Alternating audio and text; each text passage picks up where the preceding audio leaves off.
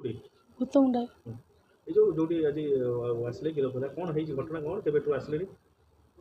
ଆସିଲେ 9-10 ବର୍ଷ ହେଲାଣି। ସ୍ୱାମୀ ଜେଲରେ ଥିଲା, ଅସୁବିଧାରେ ପଡ଼ିକି ଜଣେ ଲୋକ ଆଣିକି ଆସିଥିଲା। ତାପରେ ଏସବୁ ସ୍ତ୍ରୀ ଲୋକ ଆସିଲେ, ଏସବୁ ମୁଁ କିଛି ଦିନ କାମ କଲି, ତାପରେ ଆଉ ସେ ନୂଆ ଖୋଜିଲେ, ଏସବୁ ସ୍ତ୍ରୀ ଲୋକ କିଏ ଆଣିକିରି ଆସିଲା ନନାଙ୍କ ପାଖକୁ। ସେ ପଇସା ଦିଅନ୍ତି ଯାହା। ନନା ଯିଏ ସେ ମାଲିକ, ସେ ଘରର ମାଲିକ। ଯୋଗାଯୋଗ କିଏ ସବୁ କରନ୍ତି? ସେଇମାନେ ସେ ଆଗରୁ କରିଥିଲେ, ତାପରେ ମୁଁ ଆଚ୍ଛା, ନନା ମାଲିକ କେତେ କ'ଣ ପଇସା କ'ଣ କେମିତି? ପଇସା ଲୋକ କିଏ 500 ଦିଅନ୍ତି, କିଏ 400 ଦିଅନ୍ତି। ଆଉ ସେ କାମ କରନ୍ତି ଯେ 200, ଆଉ ନନା କେତେ ପରସେଣ୍ଟ ନିଅନ୍ତି? 200 ନିଅନ୍ତି। ନହେଲେ ଯଦି ଯିଏ ଆଣିକିରି ଆସିଲା ସ୍ତ୍ରୀ ଲୋକ, ସେ ତାର 500 ଦେଇକିରି ସେ ତାକୁ ନେଇକିରି ପଳାଏ। ନନା ନାଁ କ'ଣ କହିଲେ? ନନା ନା ମୁଁ କ'ଣ ଜାଣିନି, ଟୁକୁ ନନା ଏମିତି କହନ୍ତି।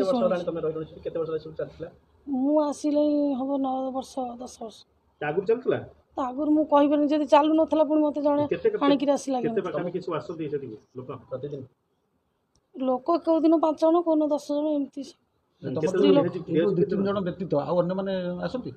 ନା ନା, ସେ ଆଉ ଜଣେ ସ୍ତ୍ରୀ ଲୋକ ଆସେ, ସେ ଆସେ ନା ସବୁବେଳେ, ବେଳେବେଳେ ଆସେ। ଏଇ 3-4 ଜଣ ଆସନ୍ତି। ଯୋଗାଯୋଗ କିଛି ନାହିଁ, ସେ ଫୋନ୍ କରନ୍ତି, ନାନୀ ଯିବୁ, ମୁଁ ଯଦି ଆସିବ ଏଇଆ କଥା। ଆଉ ମୁଁ କାହାକୁ କେବେ ଫୋନ୍ କରି କେଉଁ ଲୋକଙ୍କୁ ଡାକେ ନା ସ୍ତ୍ରୀ ଲୋକଙ୍କୁ ଡାକେ। ସେ ଯିଏ କାମ କରିବାକୁ ଆସନ୍ତି ନମ୍ବର ନିଅନ୍ତି ଆଉ। ଆସିଲା ପରେ ନାଇଁ, ମୁଁ ଆଗରୁ ନିଜେ କରୁଥିଲି। ଏଇ କିଛି ଦିନ ହେଲେ ଲୋକ ନୂଆ ଖୋଜିଲେ, ମୋଟା ହେଇଗଲି। ଆଉ ସେ ଅଲଗା ଲୋକଙ୍କ ସାଙ୍ଗରେ ସବୁ ଯିଏ ଆଣିକି ରହିଲେ, ତାଙ୍କ ମନ ହେଲା, ସେ ରହିଲେ, କହିଲେ ଆଉ 2 ପଇସା ନେଇକି ଯିବୁ।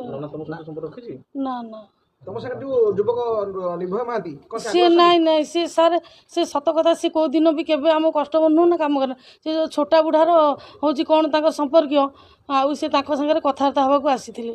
ସବୁ ସତ କଥା କହିଲି। ସିଏ ମୋର କ'ଣ, ମୁଁ ଛୋଟା ବୁଢ଼ା, ସେ ଛୋଟବେଳୁ ସେ ତାଙ୍କ ବାପାଙ୍କ କତିରେ ଚାକର ଥିଲା। ସେ ରହିଛି ଆଉ କିଛି, ସେ ତାର ନା ନା ନା, ସେ ଆଧରେ କିଛି ନାହାନ୍ତି। ସେ ନିର୍ଦ୍ଦୋଷ ଲୋକ ହେଲା।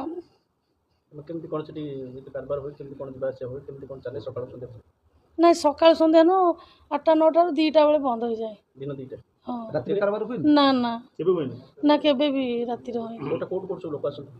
ସେମିତି କିଏ, ସେ ପାଖ ଆଖ ଲୋକାଲ ଲୋକ ନୁହଁ, ସେ ପାରାଦୀପ, ଜଗତସିଂହପୁର। ନାଇଁ, ନନା ସବୁଦିନ ପାର୍ଟି କରନ୍ତି, ମୋତେ ବେଦ ବେଶ୍ୟା ଏଠିକି ଆସନା ତମେ। ସବୁଦିନ ଡେଲି ପାର୍ଟି। ହଁ, ପଇସା କିନ୍ତୁ ଛାଡ଼ନ୍ତିନି, ନିଅନ୍ତି।